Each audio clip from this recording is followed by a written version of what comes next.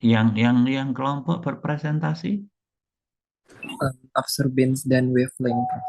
Nah, wavelet dan absorbansi. Absorbansi dari mana? Dihasilkan dari mana? Dari larutan baku kerjanya, Prof. Satuannya apa? ppm. Apakah satuannya mililiter? Di hukum Lambert-Beer itu loh, kembalikan konsentrasi hukum Lambert-Beer A sama dengan A kali B kali C. Nggak ada yang satuannya mililiter. Kan konsentrasi, bukan volume. Itu satu, itu salah ya.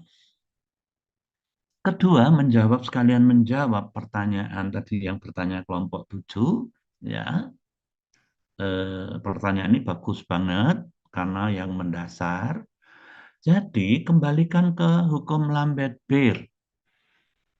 Ya, hukum Lambert-Beer A besar sama dengan A kecil kali B kecil kali C besar. A kecil B kecil suatu tetapan. Namanya suatu tetapan itu tetap. A kecil absolutivitas molar, B adalah tebal kuvvet itu tetap. Sehingga tinggal A besar dan C. Nilai serapan ditentukan oleh konsentrasi. Ya, konsentrasi, apakah perbedaan konsentrasi itu merubah panjang gelombang?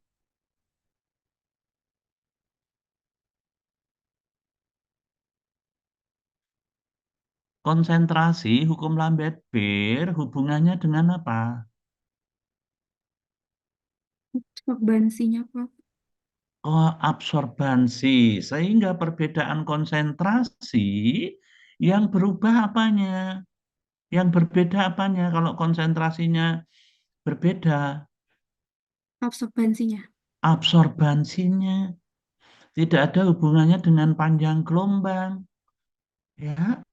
Sehingga artinya perbedaan konsentrasi panjang gelombangnya gimana?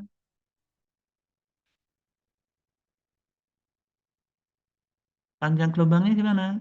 Dengan perbedaan konsentrasi Panjang gelombangnya tetap. tetap, ya, itu. Jadi dirubah konsentrasinya juga panjang gelombangnya tetap sebatas senyawa obatnya sama, kondisinya sama, pelarutnya sama. Kan ada pergeseran panjang gelombang, batokromik dan hipsokromik di kuliah kan ada. Karena saya bukan pemberi kuliah ya. Eh, Batokromik dan hipsokromik, pergeseran ke kanan dan ke kiri disebabkan oleh kondisi atau suasana. Ya, itu yang saya klarifikasi. Itu sekaligus jadi catatan saya juga itu tadi. Terus kemudian kurva baku, coba kurva baku. Ini seperti yang tadi pagi ya. Eh, Kurva baku atau larutan baku kerja atau kurva ini sebetulnya mau membuktikan apa sih?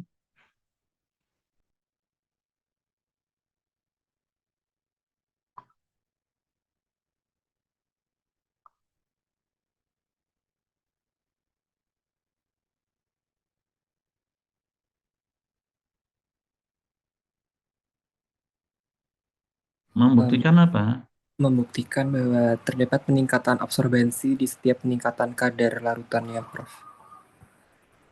Itulah kalau membaca datanya.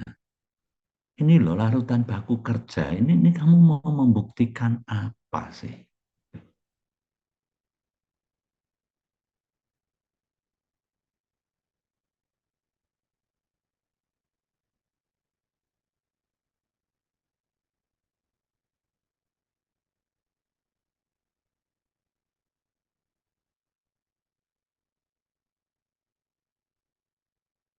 Ada yang bisa jawab? Izin menjawab, Prof. Ya, catat namanya ya. Namanya siapa? Nadia dari kelompok 3. Ya. untuk pembuatan kurva baku itu kita ingin membuktikan bahwa eh, hubungan antara kadar dan absorban itu linear dengan dibuktikan koefisien korelasinya itu mendekati 1. Betul. Itu yang akan dibuktikan ini kan korelasi, ya, hubungan. Nah, kosen korelasi simbolnya apa?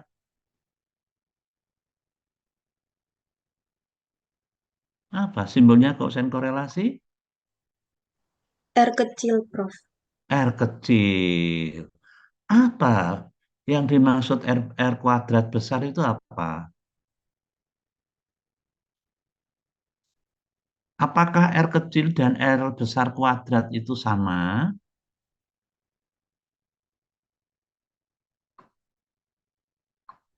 Ini yang berpresentasi ini nggak tahu maunya berarti.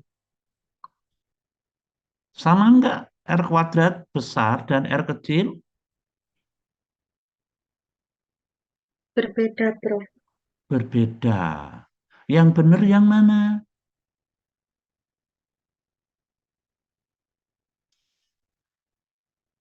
Yang benar Yang yang benar kecil, yang Prof. mana? Yang Halo? R kecil. Kecil, Prof. R kecil. Kalau R besar kuadrat itu apa? Koefisien determinasi. Apa artinya koefisien determinasi? Untuk menjelaskan variasi dalam data mungkin, Prof. Nah, baca lagi ya, baca lagi. Kalau kamu mencari korelasi atau hubungan, yang benar ya koefisien korelasi. R kecil bukan R kuadrat besar, R besar kuadrat. Ya. Terus namanya koefisien korelasi itu bukan menghubungkan titik-titik. Ya, ini yang kamu sebut menghubungkan titik-titik ini tidak linear, namanya mau membuktikan linearitas. Kalau kamu menghubungkan titik-titik itu tidak linear, nyatanya belok, belok, belok, tidak garis lurus. Yang benar itu justru yang titik-titik itu yang kamu bold. Karena koefisien korelasi itu mempunyai kesalahan. Bisa dilihat dari koefisien korelasinya. Ya, kalau yang kesalahannya 0 itu ya R-nya 1 bulat. Kamu kan 0,9975 itu masih punya kesalahan. Ya, coba dilihat itu P-nya lebih kecil atau lebih besar dari 0,05. Ya, itu kan biasanya ada P kecilnya lebih besar atau sama dengan 0,05. Ya, kalau 0,01 kan lebih teliti kesalahannya 1%. Ya.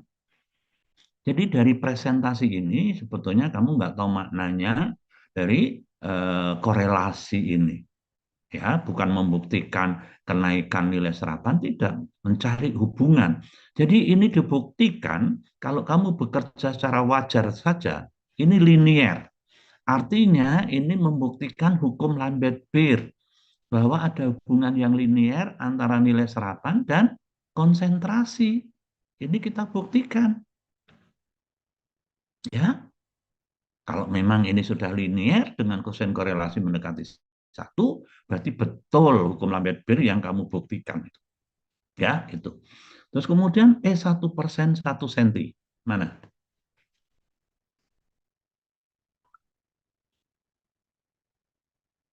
Nah, ini perhitungannya bisa kamu dengan rumus ya A besar sama dengan A kecil kali B kecil kali C.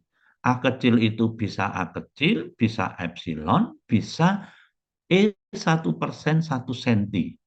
Tapi logika berpikir aja, ini yang kamu kerjakan adalah logika berpikir. Ya.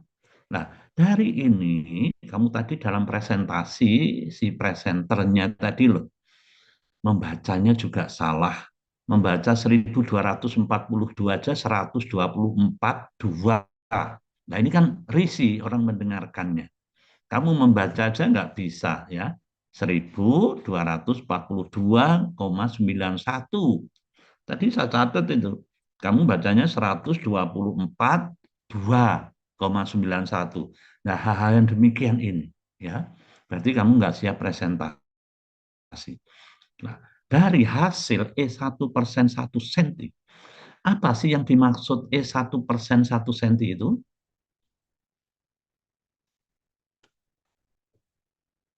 Siapa yang menjawab? Sebutkan nama.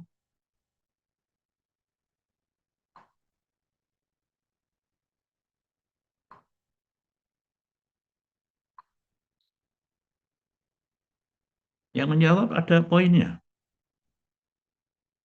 Apa yang dimaksud E1% 1 senti?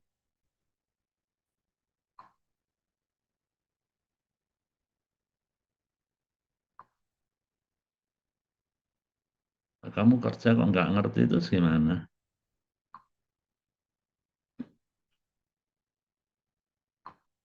Nggak ada yang ngerti.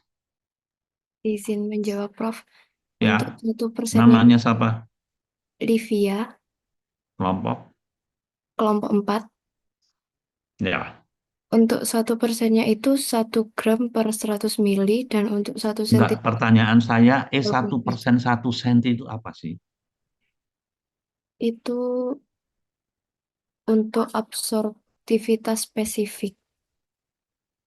Enggak. Kamu berarti di kuliah nggak dikasih tahu apa sih deskripsi E1% 1 senti?